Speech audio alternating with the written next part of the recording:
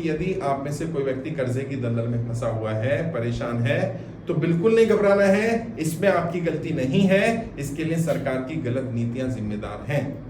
ज्यादा लोगों ने बताया नोटबंदी, जीएसटी और लॉकडाउन, ये तीन बड़ी समस्याएं लोगों ने बताई। इन तीन समस्याओं के कारण लोग कर्जे की दलदल में फंसे हुए हैं। और कल भी हम लोग बात कर रहे थे, कल सूरत में थे हम लोग, वहां भी मैंने बताया कि जब हम आ रहे थे गाड़ी में तो राजेश्वर जी ने बताया कि सर वो पहला झटका लगा नोटबंदी के रूप में, कुछ लोग वो झेल गए। दूसरा झटका लगा जीएसटी के रूप में, वो भी झेल गए। लेकिन ये जो तीसरा लॉकडाउन के रूप में जो झटका लगा, वो झेल नहीं पाए व्यापारी। और बहुत सारे लोगों ने बताया कि उनका व्यापार तबाह हो गया। बहुत सारे लोगों ने कहा उनकी नौकरियां छूट गई और इसलिए वो कर्जे की दलदल में फंसे। चाहे कारण कुछ भी रहा हो, अगर आप कर्जे की दलदल में फंसे हुए हैं, कर्जे के कारण परेशान है, तो घबराने से, डरने से, परेशान होने से काम चलने वाला नहीं। आज भी सुबह पता चला कि राजस्थान में एक व्यक्ति ने सुसाइड कर लिया कर्जे के कारण। और सरकारी आंकड़े हैं, पिछले 5 वर्ष में 50,000 ज्यादा व्यापारी कर्जे के कारण आत्महत्या कर चुके हैं, सुसाइड कर चुके हैं। आपको कोई गलत कदम नहीं उठाना है, टेंशन देनी नहीं, परेशान नहीं होना है। और हम अपनी तरफ से प्रयास कर रहे हैं, सरकार से कर्जा माफी का भी कोशिश कर रहे हैं। या तो सरकार कर्जा माफ कर दे, जिनका सरकार कर्जा माफ नहीं कर सकती उन्हें कम से कम 2 वर्ष का समय दे दे कि 2 वर्ष तक आपको कोई ईएमआई, कोई इंटरेस्ट, कोई पेनल्टी नहीं लगेगी और आप अपना काम करिए। और मैं मानता हूं कि ये 2 काम अगर हो जाए, या तो लोन माफ हो जाए या समय मिल जाए, तो दोनों ही स्थितियों में बहुत सारे लोगों की जान बचाई जा सकती है। लोग सच में बहुत परेशान है, लेकिन कर्जे की समस्या क्या है, सहा भी ना जाए और कहा भी ना जाए।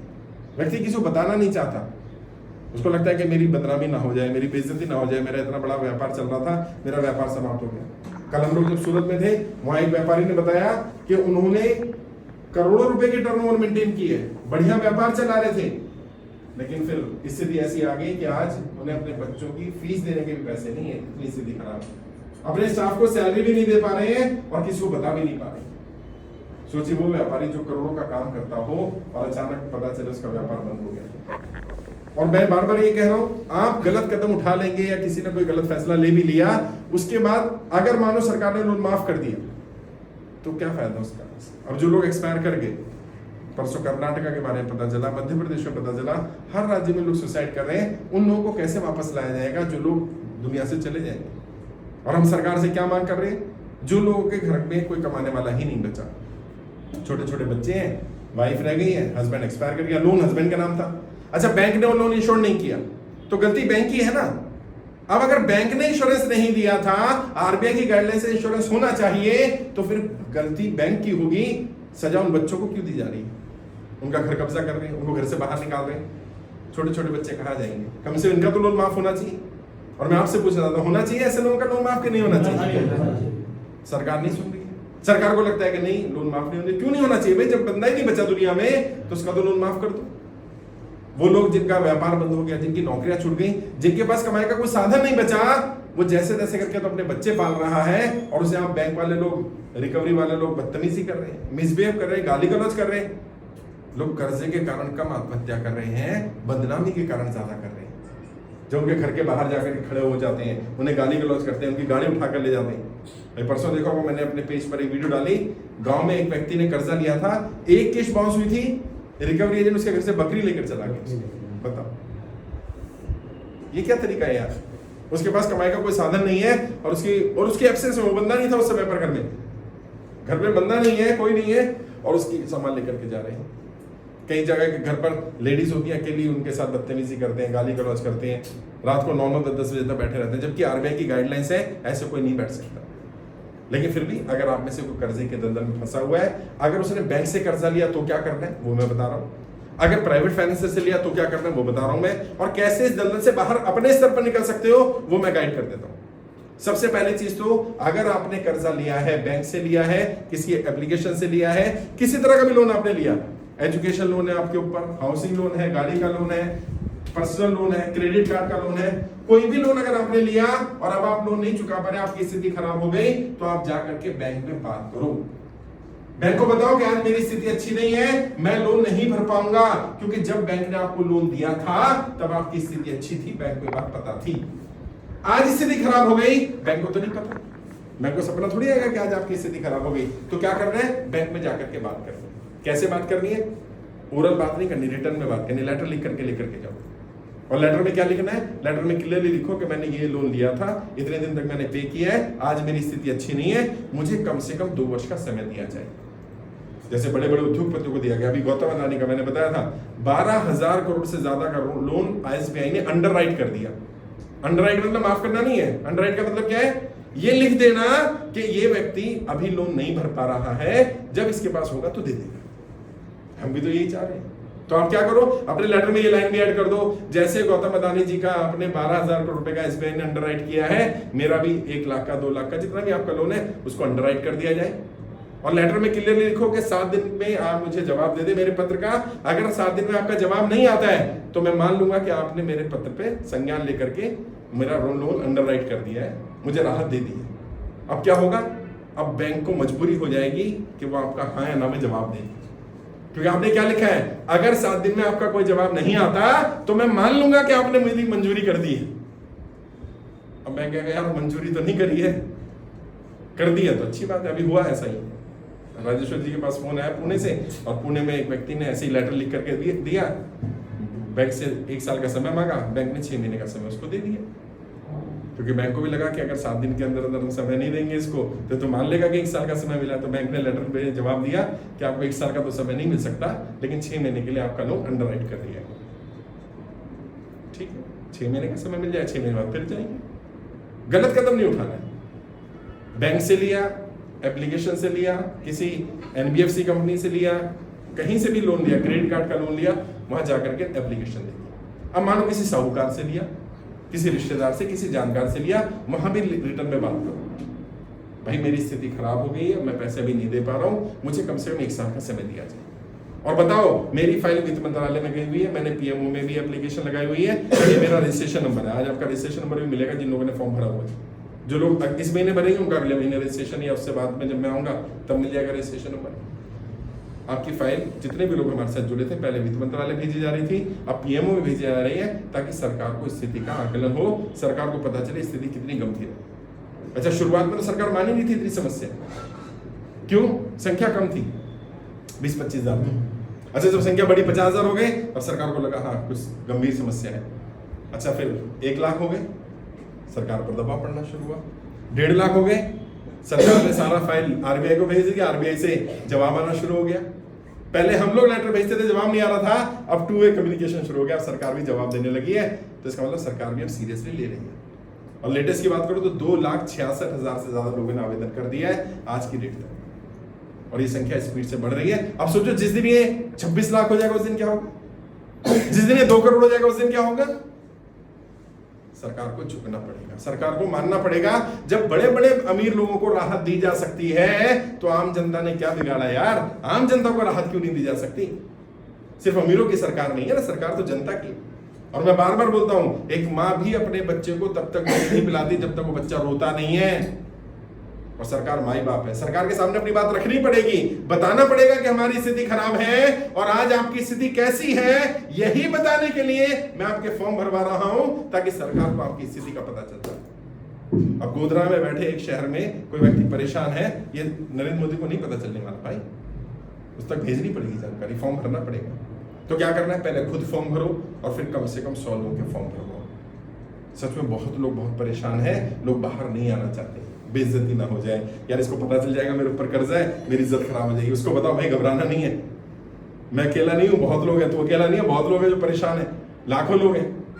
इस शर्म से बाहर निकलना पड़ेगा, वरना जिस दिन आपका घर, आपकी गाड़ी, आपका सामान बैंक ले जाएगा तब तो सबको पता चल ही जाएगा ना यार। उस दिन का इंतजार क्यों करना? संगठन में शक्ति होती है, संगठित होकर काम करेंगे। मैं एक घर नहीं जा सकता, मैं गोधरा आ गया, मैं तुम्हारे गांव नहीं जा सकता, तुम्हारे शहर नहीं जा सकता, जहां तुम रहते हो वहां नहीं जा सकता, तुम्हारे मोहल्ले में नहीं जा सकता, तुम जा सकते हो, वहां जाकर के बताओ। अब वैसे कई लोगों ने केंद्र खोला हुआ है, कर्जा मुक्ति केंद्र, निःशुल्क कर्जा मुक्ति केंद्र खोलो, मेरा बैनर आ जाएगा, बैनर लगा लो अपने यहाँ पर और लोगों को बताओ कर्जे के कारण अगर कोई परेशान है तो घबराना नहीं है, फॉर्म भरे।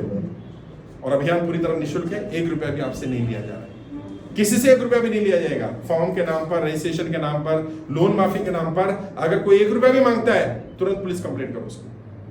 1 रुपया नहीं ले रहे हम लोग, और मुझ पर कर्जा नहीं है, इन पर कर्जा नहीं है, मेरी टीम पर कर्जा नहीं है, हम लोग फिर भी जनता की कर्जा माफी के लिए प्रयास कर रहे हैं।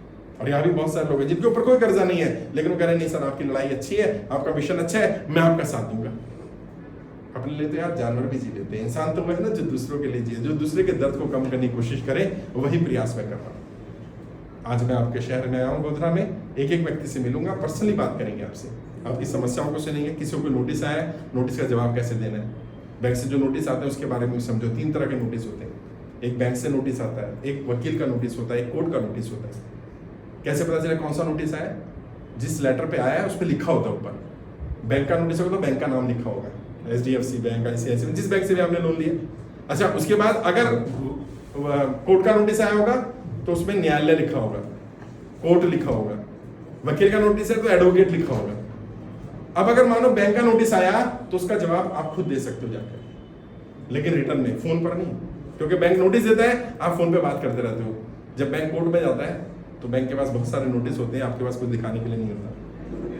बैंक जब भी नोटिस दे जवाब दो। अच्छा, वकील का नोटिस आया तो वकील के थ्रू जवाब दो, और कोर्ट का नोटिस आया तो कोर्ट में जाकर के जवाब दो। बताओ कि मेरी स्थिति खराब है और मेरी स्थिति को ठीक करने के लिए मैंने बैंक से रिक्वेस्ट किया था, समय मांगा था, बैंक ने मुझे समय नहीं दिया। समय मांगना आपका अधिकार है, बैंक को आपको समय देना पड़ेगा। कितना? कम से कम 2 साल का समय बैंक आपको दे सकता है।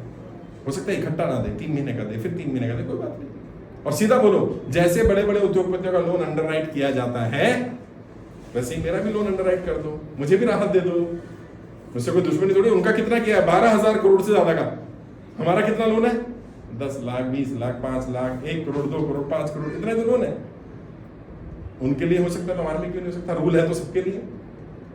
फिर भी अगर बैंक नहीं मानता है, परेशान करता है, कोई दिक्कत आती है, हमारी टीम से संपर्क करो। गोधरा में नितेश जी हैं हमारे, राजेश्वर जी हैं, गुजरात के हमारे प्रभारी हैं।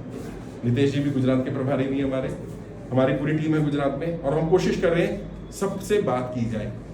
जैसे कल हम सूरत में थे, अभी अब यहाँ आए, यहाँ से आगे जाने वाले हैं, अलग अलग जगह कार्यक्रम कर रहे हैं। गुजरात में मेरा दूसरा दौरा है, पहले भी आया था। अहमदाबाद में मैंने मुलाकात की थी, वडोदरा में मैंने मुलाकात की थी, पहले भी हम लोग सूरत गए थे, और भी अलग अलग जगह जाने वाले हैं हम लोग। कोशिश सिर्फ यही है, लोगों को बचाया जाए।